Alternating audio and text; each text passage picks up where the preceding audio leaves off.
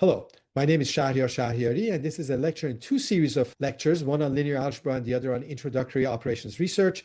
This lecture is basically linear algebra, but particularly useful if you're studying linear programming. The subject of this lecture is the full rank assumption for finding solutions to Ax equals b. Any system of linear equations can be expressed as a compact matrix equation, Ax equals b, where A is the n by n coefficient matrix, x is the vector of decision variables, b is the right-hand side vector or the demand vector. What we want to show is that either your system has no solutions, or you can eliminate some of the rows of A and B so that you haven't changed any of the solutions, and the new coefficient matrix is now full rank. In other words, if you're trying to analyze solutions to Ax equals b, with some pre-processing by first deciding if your system maybe doesn't have any solutions to begin with and maybe getting rid of some rows, you can always assume that A is full rank. What you need to know before you listen to this lecture is matrix notation and multiplication, rank of matrices, and some linear algebra. All of these are covered in my linear algebra lectures, and some of them are also covered in the previous lectures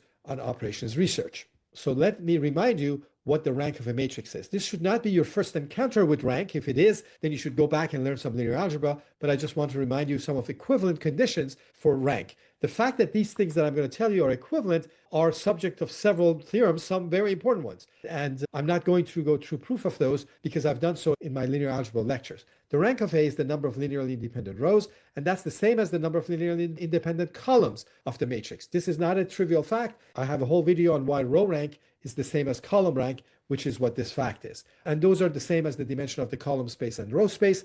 They're also the number of non-zero rows in a reduced row echelon form of A. When you row reduce A, the number of non-zero rows is the rank, as is the number of pivots, the number of leading ones in the reduced row echelon form. It's also n minus nullity of A. The null space of A is the set of solutions to Ax equals 0, and the nullity is the dimension of the null space. The fact that n, the number of columns, minus the nullity is the rank rank nullity theorem, an important theorem in linear algebra. Watch my linear algebra videos for more coverage. A system of linear equations, something like this, 3x minus 2y plus 5z minus 8w equals 1, and the other two equations. You can write it in this format if you want. This 3 by 1 column vector and this other 3 by 1 column vector, if you put them equal to each other, how could they be equal if they are equal entry by entry? Finding solutions to that system is the same as solving this little equation here. And this equation you can write as a matrix equation.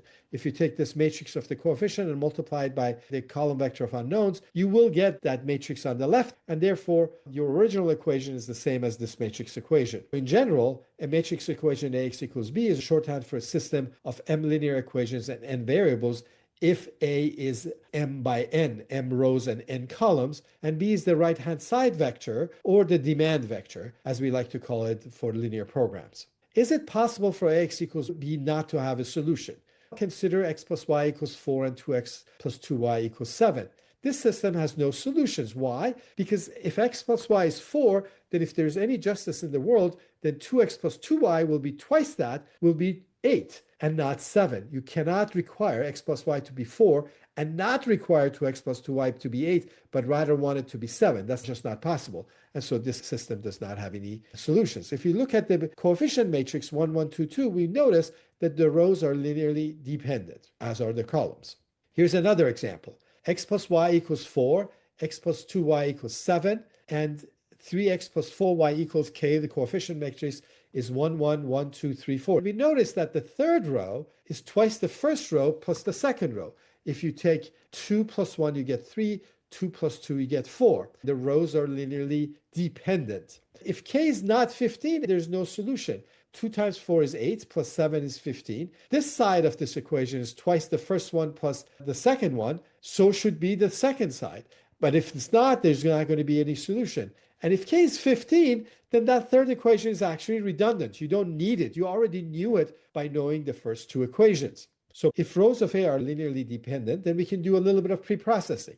It might be that Ax equals b has no solution, in which case, if you're interested in the solutions, if it doesn't have any solutions, it doesn't have any solutions, you're done. If it does have solutions and the rows are linearly dependent, you can eliminate some of the rows and not lose any of the solutions and solve the system that has fewer equations. I have a question. If you have an m by n matrix, can you have n be less than m? Could the number of columns be less than the number of rows? And of course it can be. You can have a matrix that's tall, that the number of columns is small compared to the number of rows. But if that's the case, we can make the following argument. We can say the row rank and the column rank are the same. So what could that rank be? It can't be more than n. And that means that the number of linearly independent rows can also not be more than n. It has to be less than or equal to n. In other words, if you have n less than m, then the rows must be linearly dependent. And vice versa, if the rows are linearly independent, it must be that the number of rows is less than or equal to the number of columns, and your matrix is not as tall as its fat. Here's another question. If you have an n by n matrix and B is an n by 1 column vector and X is n by 1 vector of variables, assume the rows are linearly independent, then we always have a solution regardless of what B is. We have already said that if the rows are linearly dependent, then you either have no solutions or you get rid of some of the rows and then you will have a full rank matrix that will have the same solutions. Now I'm asking, if you did that, if you have rows that are linearly independent, are you guaranteed to have AX equals B have a solution, or are there some other problems that are going to arise somewhere else? Regardless of what B is, will AX equals B have a solution? And the answer is yes. And here's the argument. Whenever you multiply a matrix by a column vector, you can think of that as a linear combination of the columns with the scalars coming from the column vector. So therefore, AX equals B will have a solution if and only if B is a linear combination of the columns. That's if and only if B is in the column space of A. Column space of A is the space spanned by the columns of A. So if B is in that column space, then AX equals B will have a solution, otherwise it won't. Now, if rows of A are linearly independent, then that means, as we discussed in the previous slide, that the number of rows is less than or equal to the number of columns, and the rank of A is M. In other words, A is full rank. Now, column space of A is a subspace of Rm. The columns, there's n of them, but each of them has m entries. Each of them is sitting in Rm. And we know that the dimensional column space is M because the rank is M. And now you have a subspace of an m-dimensional space with the same dimension as it. It must be that the column space is Rm. So that means that every B, everything you can think of, any B, is in the column space of A, and therefore AX equals B has a solution. So summarizing, if A is an m by n matrix and B is an m by 1 column vector, and X is an n by 1 vector of variables, then what we have said is that if the rows of A are linearly independent, then first of all, the number of rows is less than or equal to the number of columns, and the rank of the matrix is M. We say that A is full rank, and AX equals B will always have a solution. If M and N are not the same, then the solutions are not going to be unique. If M and N are the same, if you had a square matrix, then the solution would actually be unique. Not so if M is actually less than N. We also have said that if rows of A are linearly dependent, then either AX equals B has no solutions, or we can get rid of some rows of A and B without affecting the solution set. Now, if you're solving AX equals B by finding a reduced echelon form, you don't actually have to worry about this theorem. On the other hand, if you're analyzing solutions to X equals B using matrix equations, something we like to do in linear programming, then after preprocessing, you can assume that the rows are linearly independent and the matrix is full rank, and therefore the number of rows is less than or equal to the number of columns. This is exactly what we do with linear programs. So if you have a linear program in standard form, that means it's an optimization problem in this format. You're minimizing a linear combination of decision variables, and the conditions are AX equals B and X is greater or equal to 0.